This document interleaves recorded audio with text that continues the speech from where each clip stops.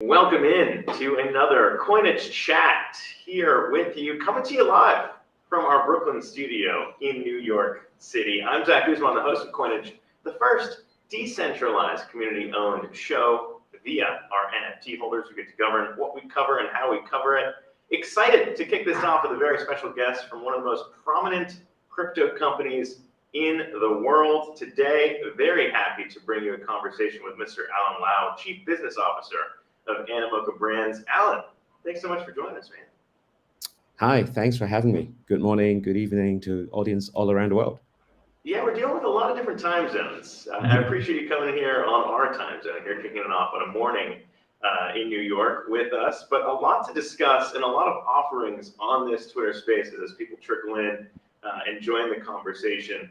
I'm excited to kind of partner around this one because, as I think a lot of people in the space probably already know, Animoca Brands, a multi-billion-dollar portfolio company touching all the big names in crypto. If you've heard of these names before, I don't need to go too deep into them. We're talking the metaverse platform, the Sandbox. We're talking Bored Ape parent company, Yuga Labs. We're talking about a lot of different things in your guys' portfolio. But today we're talking about a new push, and we'll get into the details. The Mochaverse, what you guys are launching there with a combination trying to weave all of your portfolio companies together with this project. And we're excited because people listening to the space, we're going to be able to both give away an allow list for that project, but also we're raffling away some of our own NFTs as well to co-own Coinage with us. So we'll get into all of that. But first, I guess, just run of show here. I'm excited because we're going to dig into not just the Mochaverse with you, but also your thoughts on the metaverse. And maybe we start there, just to expectation sets, anyone listening here.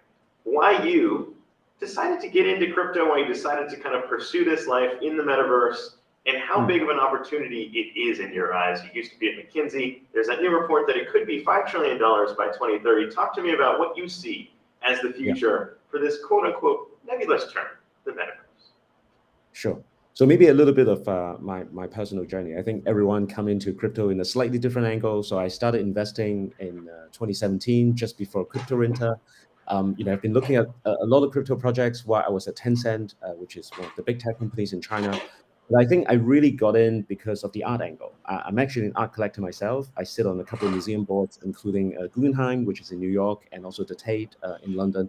So, when I hear about DeFi and NFT in late 2020 and early 21, I think that really works. It's a product market fit for me. I understand the creator economy because I'm very close to a lot of artists and creator friends. And I think Web3 is going to change the world. So, having done tech all my life, whether it was in an advisory role or in the last 6-7 years when I was at Tencent, very much Web2. And I think Web3 is the future. And, it's very much a combination of my passion in art, in the creative economy, and combine that with what I've been doing all my life. But, I'm adding one digit. It used to be Web2, and I think Web3 is the future, and that's why I feel I've got to be here, right? And Animoca happens to be it's a global company that happens to be based in Hong Kong, which is where I'm from, right? So I think all that just makes so much sense. I think it connects all the dots for me, and that's why I'm here. Yeah, I think I was reading a little bit more into your art background and kind of that passion for you and collecting in the art space. And, I think that was kind of what triggered a lot of people around, NFTs at first. People mostly said, oh, this is just digital art. It's evolved a lot, even in just the few months since it kind of all kicked off, right? What have you seen in terms of the evolution in just, I guess, the last couple of years when it comes to the power of NFTs to unlock not just, art on chain, but also, I guess, the community aspect that has, triggered all kinds of different projects, including ones like ours? Yeah, I think NFT has had many lives in the past 2 years, right? It really started life as, digital art, which doesn't have a lot of utility, but, it's really as a collectible. I think that's what people started excited because it's got a royalty component. It's got a blockchain proof component to it. But, very, very quickly, I think then people look into PFP, but then it's also not enough because, well, what if I hold the picture, of an ape, right? And then people start thinking about utility, and that's where games and different kind of partnership comes, right? So I think NFT has gone through many iterations already, right? But of course, what's important to note is NFT is much more than just art, much more than just PFP collection. It really is just an underlying building block of blockchain, right? And I think you're going to see NFTs in games, in ticketing, in loyalty program. So I think we're just going to see NFT everywhere in our daily lives, right? I mean, companies like Starbucks, Disney, Mattel, when they launch NFT, they may not call it NFT, right? But it's going to be the underlying technology. And I think when Starbucks launches loyalty program in first quarter of this year, a lot of people is going to start using blockchain and NFT without even knowing it, right? And I think that's great because we all surf the net, but do you ask what is HTTP? No one cares, right? I mean, so I think there's different level of adoption, right? So I think we're definitely hitting the mass market starting this year, I would say, because large company are adopting blockchain and NFT in particular. Yeah, it's been an interesting conversation for anyone in the space. We've been having that ourselves. The term NFT maybe has become more attached to, I don't want to say, sketchy projects, but certainly it's been used for a lot of things. So, we landed on digital membership pass for people who can own what we're doing here at Coinage and get to govern and vote on kind of what we cover. But I think the term, it's kind of one of those things where it's, even like SEO, if you work in search engine optimization, it's like a term that you kind of have to, otherwise people don't know what you're talking about. So I don't know, we're in that early evolution stage. But I think it is interesting because, from where you sit as Animoca Brands, we actually first, I think, had a discussion with another portfolio company in TinyTap, which is another one of your guys' portfolio companies. And Yogi Shelley came out here to our studio to talk about decentralizing education and the idea of helping teachers create content that can scale and can be rewarded, and really flipping that model. I mean, how do you see, as we kind of shift and get into what the Mochaverse is all about, how do you see these elements kind of coming together under your guys' umbrella of companies, and what you're trying to do by leveraging, I guess, all of them as leaders in their respective fields? Yeah, so I think a lot of people while a lot of people know about Animoca, not many people will have the same description of who we are, right? I mean, some people know us as investors, some know us as a Web3 game publisher, right? So I think we are really there's really three things that anchor what we do every day, right? So we operate 25 different companies that are in games, music, entertainment, and most recently education. That's where TinyTap comes in. We have an investment portfolio of close to 400 companies, and we provide a lot of services that enable them to get into Web3, right? So we operate, we invest, and we provide services as well. And that together form the ecosystem that is Animoca, right? So, I think you can think of us as an investor, but also as an operator. So we really is a combination of those two. So I guess your question is, how do all these come together, right? I think the way we think about it is what we're interested in is digital property rights.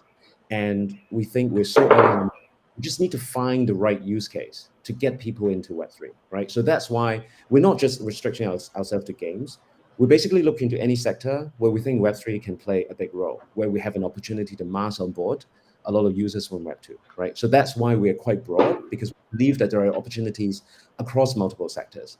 And they are working together, right? So for example, we're actually hooking up TinyTap to work with some of our games company.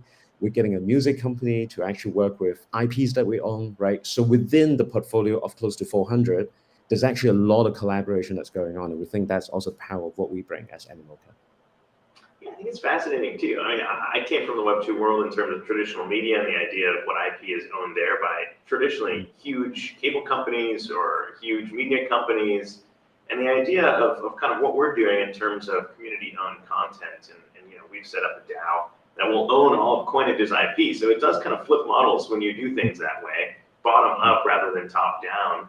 And I don't know, I guess it's just been fascinating to kind of watch how you guys are weaving, as you said, very different projects. TinyTap and education, very different than gaming, but you can see how they would relate, which I guess gets us. IP, we try to flow it through the different things as well. So for those that pay attention, we invested in Cool Cats as a project recently. And since then, we've had 9 collaborations just within our ecosystem already, right? So you would have seen Cool Cats cross over with OneFootball, and we launched Cool Cats Football Club just before the World Cup, right? Which is a dynamic NFT where you can kind of hold on to your NFT to see if that's a winning team. They've also collaborated with Gamey, which is our casual game platform. They've collaborated with Dustland, which is a move to earn platform. So since just 2 months since we invested in them, we've had like 9 collaborations already. So that's kind of the classic playbook of what we like to do. It's like try to open up what we have and enable whoever that comes into the family. Yeah, I mean, obviously you can see how it all scales when you have that many touch points and kind of, again, boasting an umbrella that I don't think a lot of people, if anyone at all in the space has relative to Animoca Brands' reach.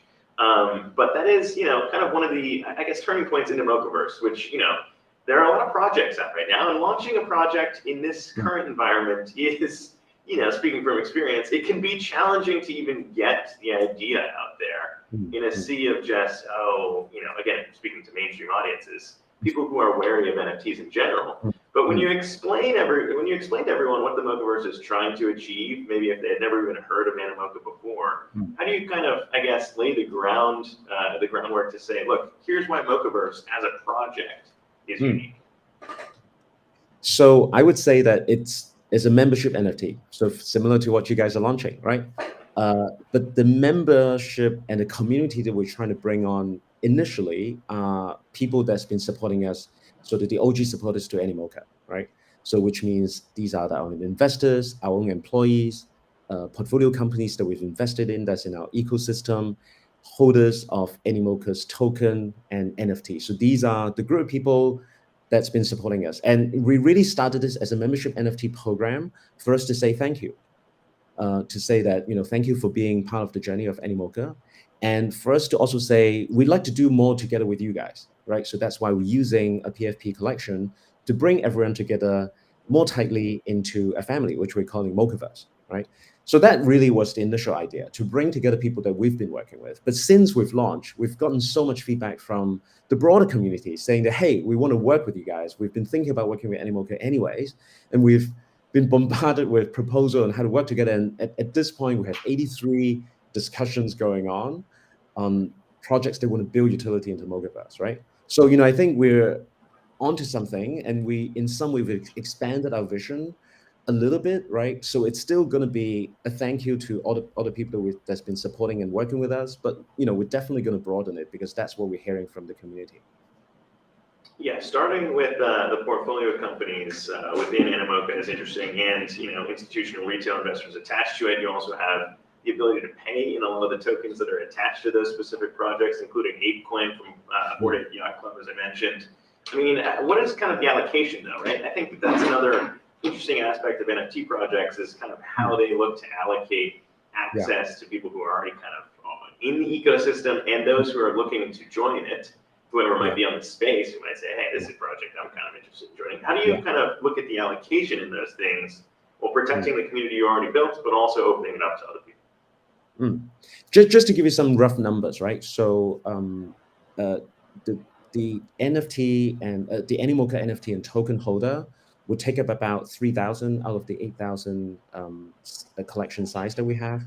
And then another 2,000-3,000 is actually our employees, and the rest is reserve, because we do want to have a decent reserve, because it's also set aside for new people that we're going to hire and on board, and new companies that we're going to invest in, right? So as you can hear from that, right, half of it is given to investors, partners, employees, and half of it is given to the broader community that's been investing in Animoca NFTs and tokens, and a chunk that is given save as reserve for future as well.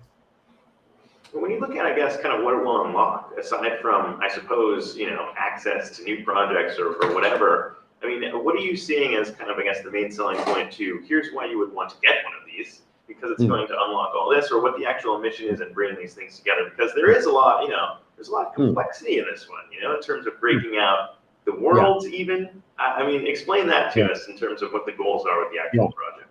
So maybe before I go to what do we offer, I just want to explain a little bit of Mochaverse from the art and visual point of view. So you might have seen this universe that we're creating, and there are actually 5 tribes. If you go to mochaverse.xyz, you can see how we lay it out. Basically, different archetypes of people in Web3. So there are builders, angels, dreamers, neo-capitalists, connectors. So you can kind of connect that to different roles of different types of people in Web3, right? So visually we have a representation. We said there is 5 tribes, right?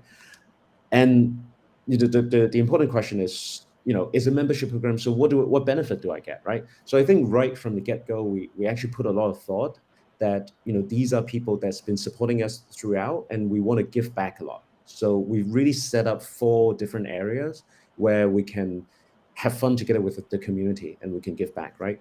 And these are learning together, playing together, building together, and doing good together. So I'll explain each one in a bit, right? So learning together, it's really around, we've got so much knowledge. For example, we have Animoca research, which we don't really publish outside that much before, but through this membership program, you get alpha, you hear it from our research team first. We'll also get our pod co-founders to do masterclass, right? I mean, imagine these are some of the best founders and builders in Web3, and they're going to do masterclasses with our community. So that's learning together, right?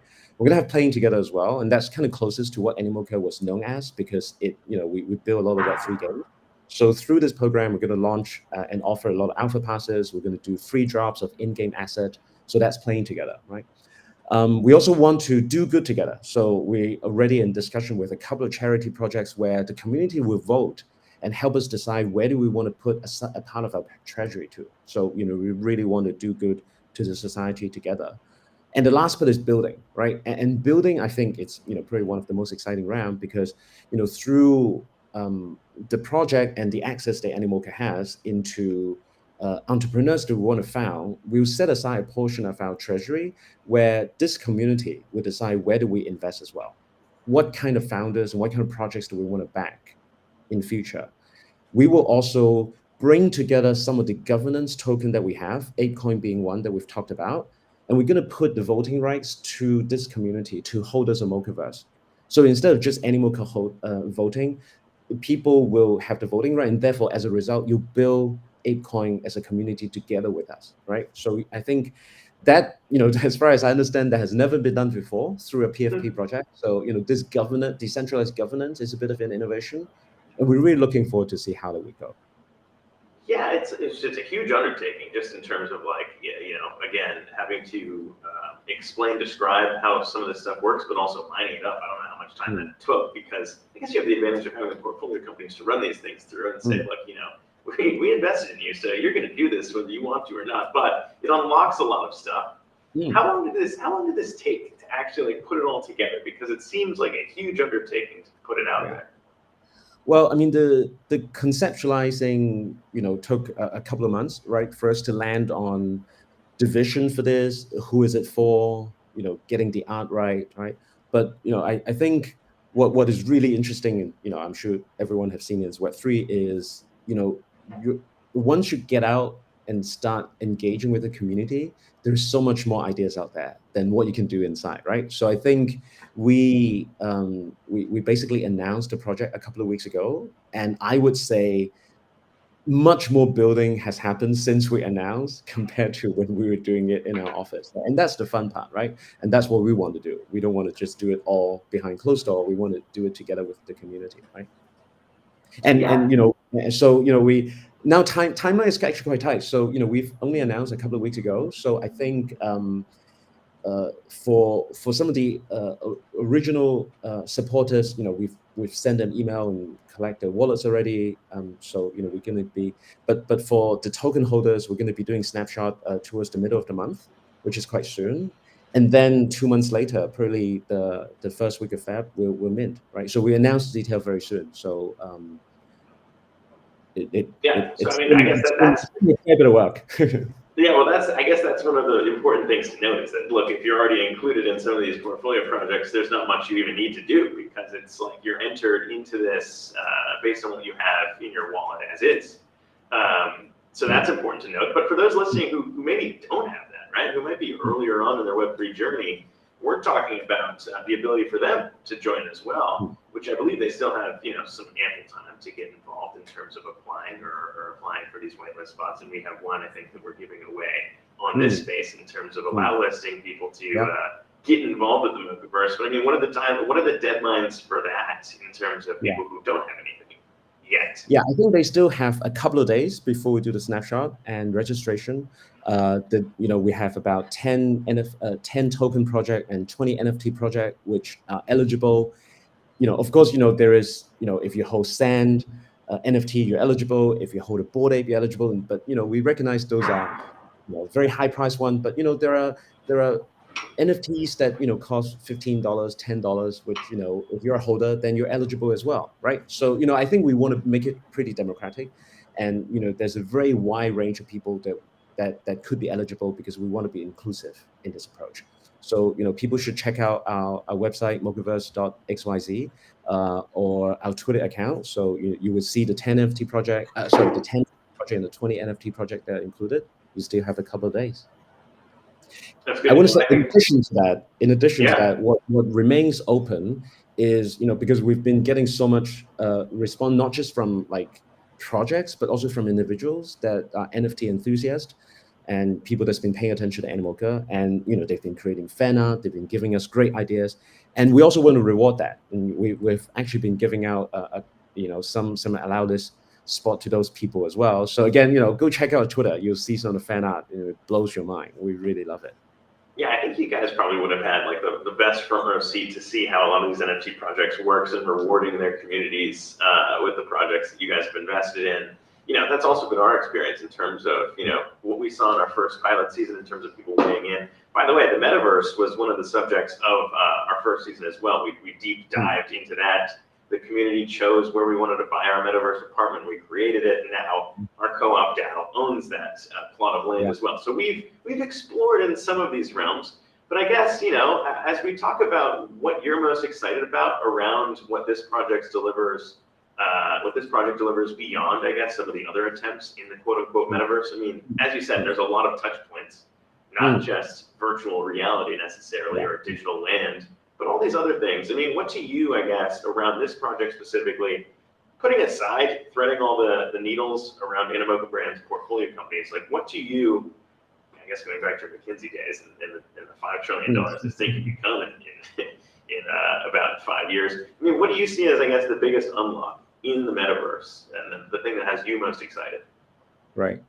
I think it's the possibility of, once you bring together the 400 companies together in our portfolio, what could they do together? What they could build on top of Mochaverse, right?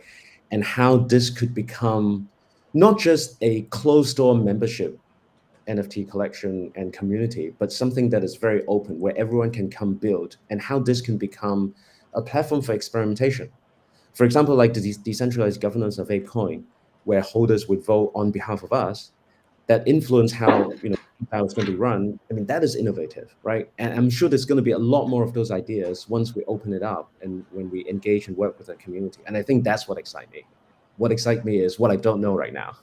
I think there's a lot of things that people don't know right now, myself included. It's impossible to know everything, which is kind of where the idea for Coinage spawned from. No one in the world is an expert on cryptocurrency. Maybe you've got to be an expert in your little sliver of area you exist and operate in, but in decentralizing experts in their respective fields, we think we can put on a better show. There is one question here, though, Alan, from a couple of people who have been listening to the space, who were listening to your component around the tribes in the Mochaverse, and whether or not there will be kind of interactions within those tribes. You mentioned capitalists, angels is another example. What does it look like in terms of those groups themselves, if they'll have their own groups with their own connections in their respective tribes? Yeah, so a little alpha that I'm dropping that I don't think I've covered anywhere else is when you go on the day of mint, it's going to be gamified, right? So you're going to answer a couple of questions, on what do you like, what do you do in Web3, and then we'll guide you to a tribe that you belong to, right? So it's a little bit of a gamified experience where at the point of minting, it's going to be a lot of interaction. So then you kind of don't know what you're going to be, but we'll hear your answers, and then you see what you get on the day of review. Wait a minute. So it sounds like you're describing a Web3 sorting hat. If there are Harry Potter fans listening, a little bit.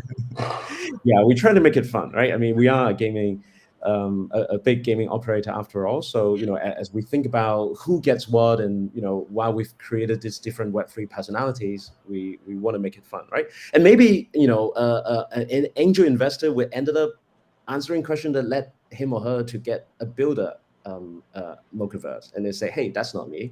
he might want to trade with someone, right? So, that's also fun as well, right?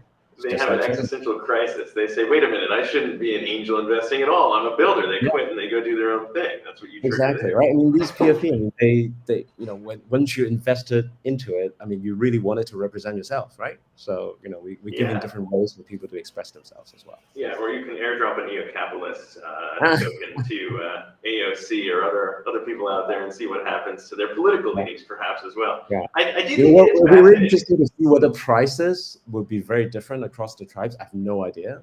It would be Yeah. interesting to see as well, right? Yeah, that's always been, I don't know, because, again, going back to like the idea of art trigger and all this, it was always like, oh, it's just the art and the art looks cool, so the price is higher. And then it's like, no, it's really, you're buying into a community, is essentially what you're doing. Mm, And then it's yeah, like, all right, well, what is the project going to do? What does that unlock? That's where the value comes from, right? And yeah. so, I don't know, it's been cool to see the evolution of all this stuff, of things as these projects come out. I do want to remind people who are listening now, right now, we do have the Gleam link up, at least pinned to our space, for giving away Coinage NFTs on the space. And then at the end, Alan, just as a reminder here, as we wrap things up in about 15 minutes or so, we'll be giving away that allow list spot for the Mochaverse that you guys offered us to do as well. There is another question here that I want to get to around your vision for onboarding Web2 peers and Web3. That's something that we've kind of struggled with too. People who just generally have never touched Web3 or wallets in the past, and then they come to something like this, and they're like, oh, how do I do this in terms of even transferring crypto in? How do you see that in terms of your guys' responsibility? Animoca Brands is kind of a portfolio company that would be essentially a rising tide lifts all boats if you can help make that transition super easy. How do you look at that? Yeah.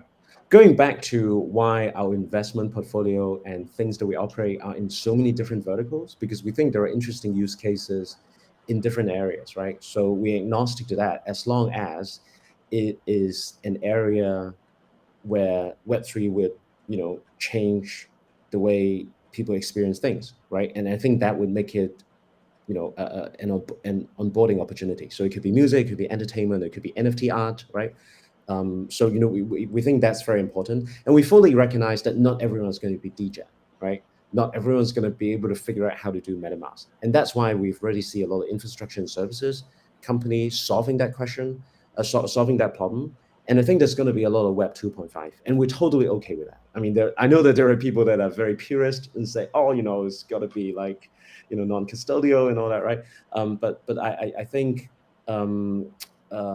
we're pretty agnostic, and I think there's going to be a lot of Web 2.5 in 2023, and we welcome that, right? As I mentioned, there's a lot of major sort of traditional world Web 2 company that's going to come in, and I think all that is good news.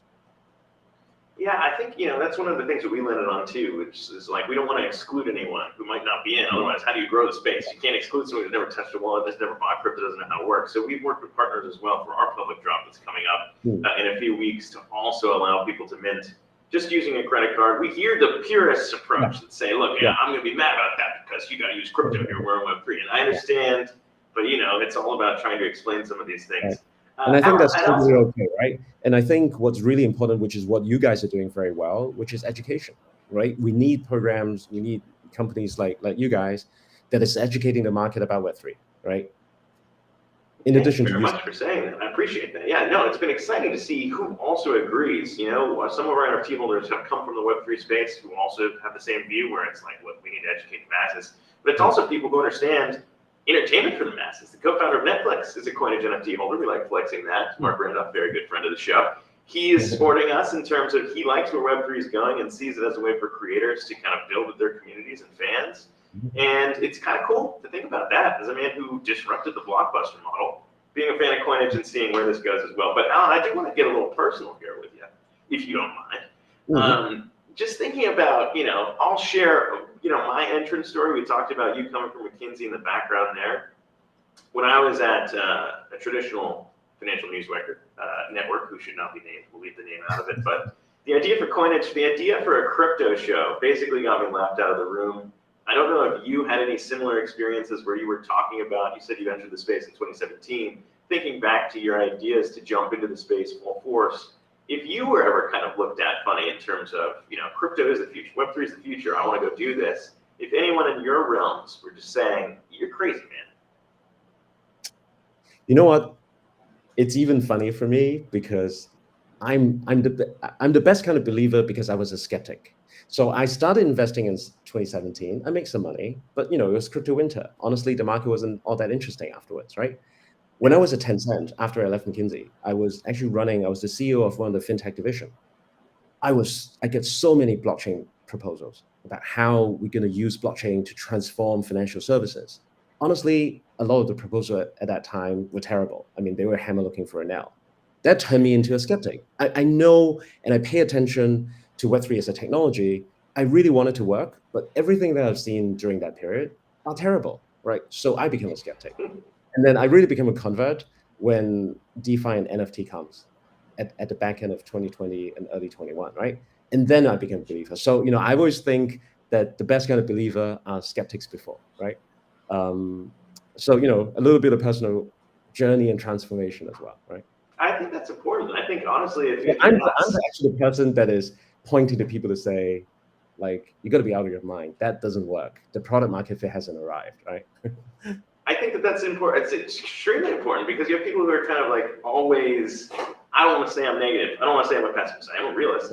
But I do think that it is important to kind of say there are certain projects that may have like copied models that failed in the past. It's kind of on everyone who's seen that before to come out and say, look, that's not going to work for this reason. And I think we've seen that with a few different models that came up in 2022 last year. We don't need to harp on them. We covered a few of them on Coinage. But that is important because you want to protect newcomers in that sense and don't want to have them kind of fall under the scam of potential things that may not work out. But I mean, the space evolves so fast that it is really hard to track and see which ones might be promising and things like that. But I don't know. I guess I always enjoy a good story of someone coming into the space and how it changed their mind. And I think being skeptical is important in that sense. But we do have a winner to call out here. Our first one on the space. I just want to make sure that everyone knows that they can join our raffle right now to win Coinage NFTs. Moosh_crypto, who's been listening, he also just won the access to a Coinage Caucus NFT. So we'll hit you up for your wallet after this. But Alan, the other thing too is we look ahead to 2023, beyond Mochaverse and beyond, I guess, what Animoca has going on within its walls.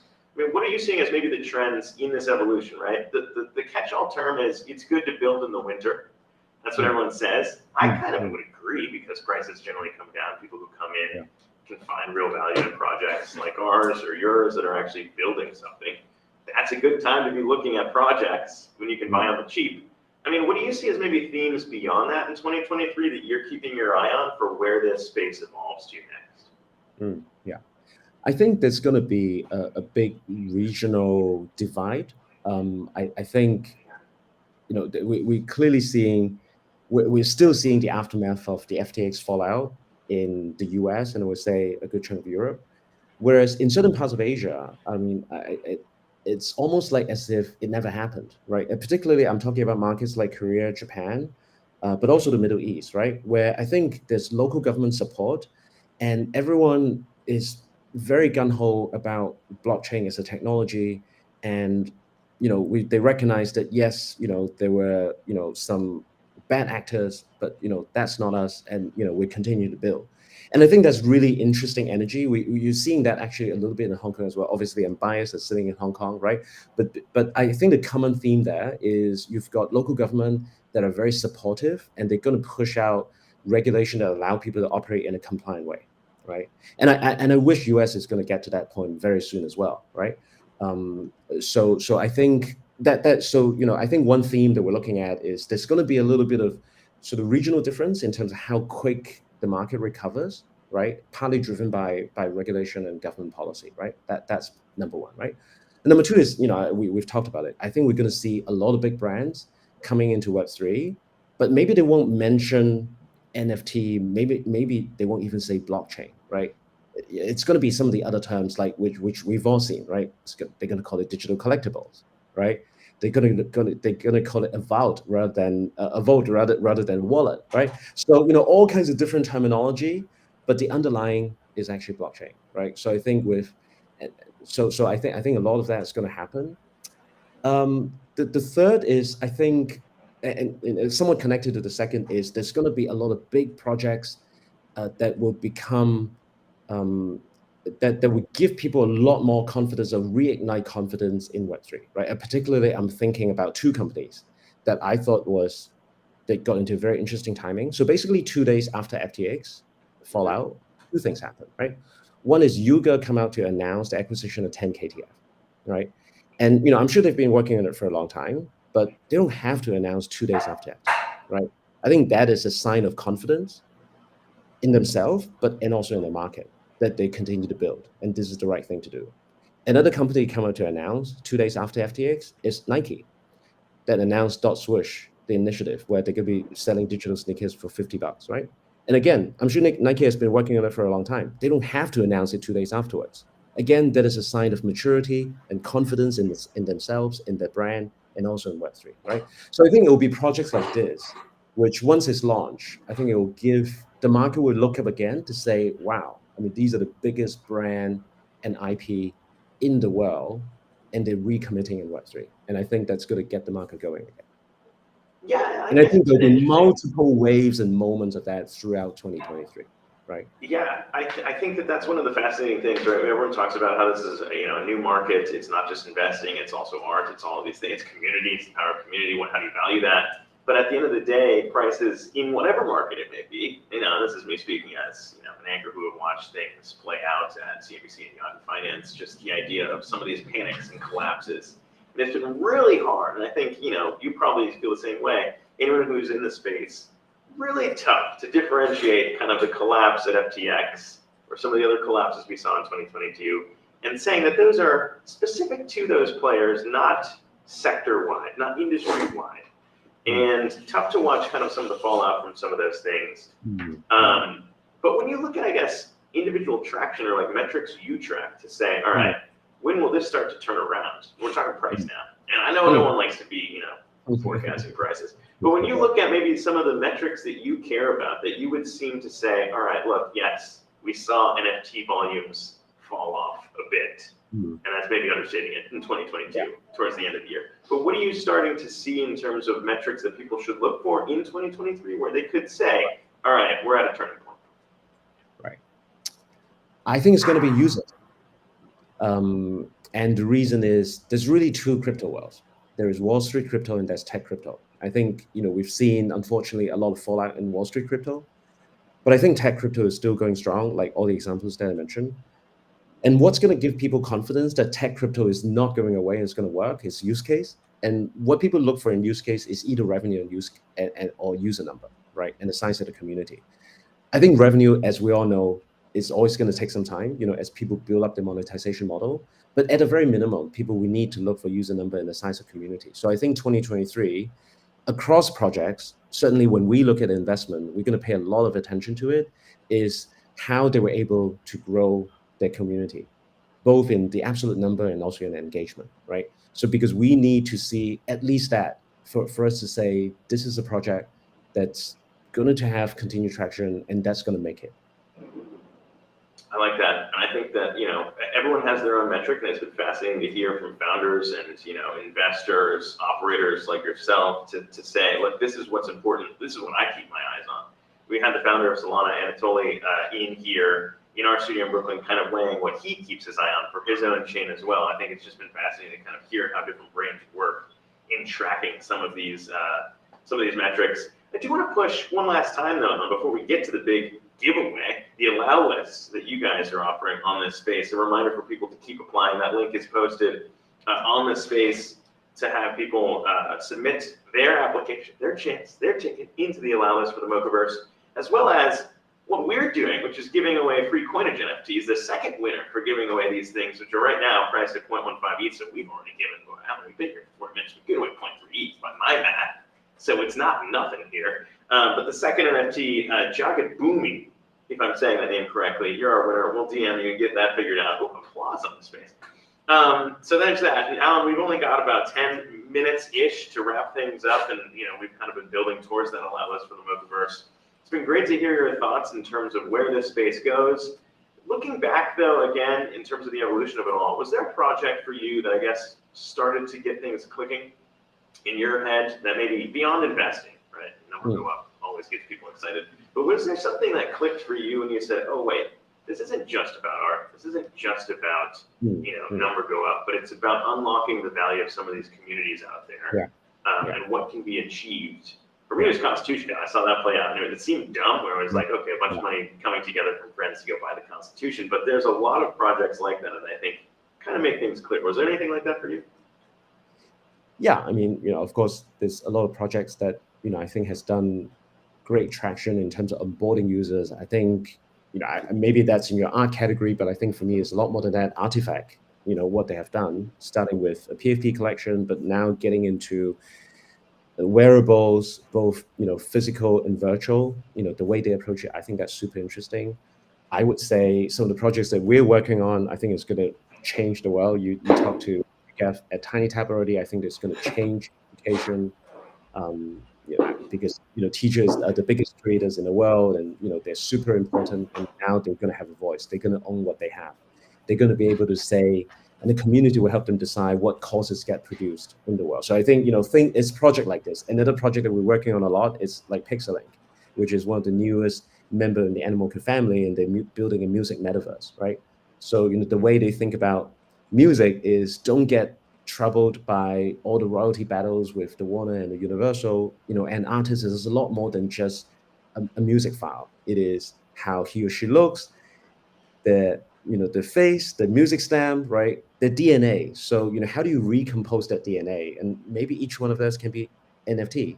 How do you recompose it to be a new song, to be a new sound sculpture where fan can engage, a new kind of fandom, right? So, I think just listening to it and to looking into the roadmap of some of these teams that we're working with, I think it's going to change multiple sectors. I'm super excited. I'll give a shout out to the music projects as well. That was one that was really interesting, and it was kind of the first industry that moved in that direction, at least with some of the startups. I think it was maybe because it's a little bit easier, and we haven't touched on kind of the legal ramifications of some of these things, but I think it was easier from a securities perspective to say, this is a finished work, an artist, a musician put out a song, the track's over, and now you can share in the royalties. For us at Coinage, we're trying to do that same thing, but for TV episodic content, in a sense of, you can come on the show with us, and as it makes money, the dividends are given back to active patrons in our DAO, which again is kind of the model where you're trying to weigh in on how can I make the show better, because again, I know this subject matter, or I want to see the story told. It's a way to reward your community, and I think it was fascinating to see that in music.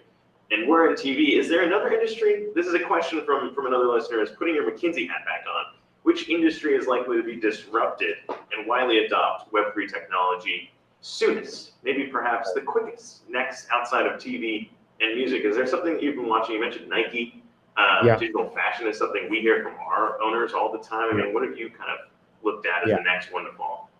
Interesting that you brought up fashion, because we internally look at it as well. And of course, with both entertainment and music, there's actually a lot of IP concerns.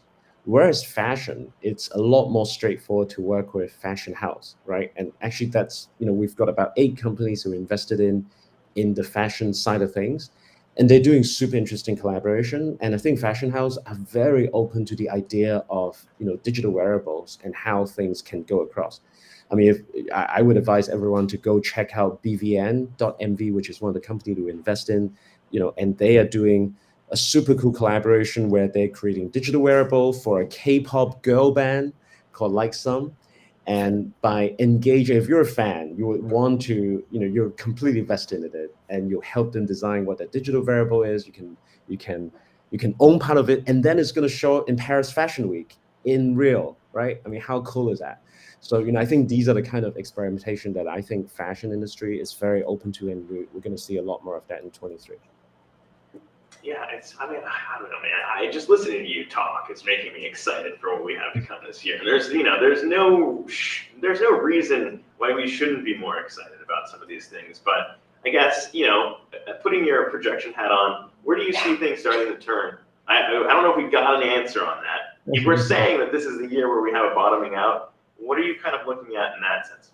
I think things have turned a little bit just before the year end, and certainly the first 2 weeks of January, right? And both in terms of token prices and also NFT prices, there seems to be a renewed excitement around NFT, which I think is great. Both PFP project and even art NFT project. Is that a bottom? I don't know, right? But I think we are.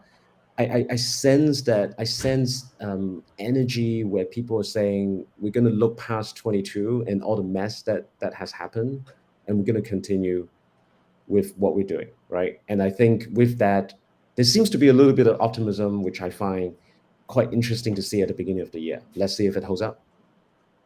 Yeah, I mean, I guess that's healthy in terms of reminding everyone who's in the space is it's not normal to always have people hitting you up and saying, I will send you money without even knowing what this thing is, and I want in. Like, that's not how a normal market functions. Yeah. Exactly. And I think back to like earlier stories when I was reporting in 2018 when it was that first boom, and it was people like VCs were sending checks, like just sending crypto to a wallet with nothing written out, no contracts, nothing. Just here's like $3 million in Bitcoin. We hope you use it, and we hope we're involved in your project. And it's like, that is not how things happen. So it's not unrealistic to come back down to, I guess, things rooted more in fact. Exactly. Return to normality. It's not a bad thing. Yeah. That's how the pendulum goes, man. From time to time, you got to come back to earth, come back to reality.